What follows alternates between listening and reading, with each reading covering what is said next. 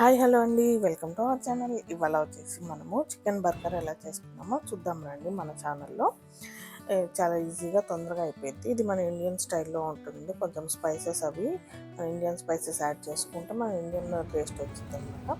దానికోసం ఫస్ట్ మనము chicken boneless తీసుకొని దాన్ని మిక్సీ చేసుకోవాలి మెత్తగా. దాని తర్వాత ఒక బౌల్ తీసుకొని అందులో చికెన్ వేసుకొని ఆనియన్స్, కొన్ని పచ్చిమిర్చి, కొత్తిమీర, పుదీనా, అల్లం వెల్లుల్లి పేస్ట్, కారము, పసుపు,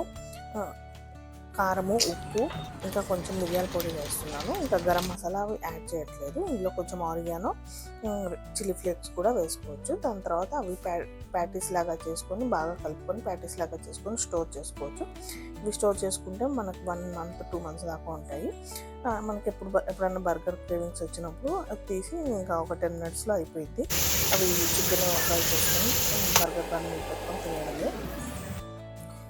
దాని తర్వాత అవన్నీ ఫ్రై చేసుకోవాలి.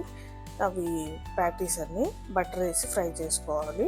బటర్ వేస్తేనే టేస్ట్ చాలా బాగుంటుంది అనమాట. పైన ఒక చీజ్ స్లైస్ పెట్టుకోవాలి. నా దగ్గర చీజ్ స్లైస్ లేకపోతే నేను చీజ్ క్యూబ్స్, అది మొజరెల్లా చీజ్ పెట్టుకున్నాను. దాని తర్వాత బర్గర్ బన్స్ని కట్ చేసుకొని దాని మీద సీజనింగ్ నేను పిజ్జా సాస్, మయోనైస్ 2 కలిపాను. అది కలిపేసి అది స్ప్రెడ్ చేసి దాని మీద బర్గర్ బన్ పెట్టుకొని మనం వెజిటేబుల్స్, ఆనియన్స్, టమాటోస్, క్యాబేజ్, మామూలుగా అయితే లెట్యూస్ పెడతారు, అవన్నీ పెట్టుకొని మనము దీన్ని రెడీ చేసుకోవాలి. దాని తర్వాత ఇంకా మనం తినేయడమే. మన ఇండియన్ స్టైల్లో టేస్టీ చికెన్ బర్గర్ రెడీ అయిపోయింది. ఒకసారి ట్రై చేయండి.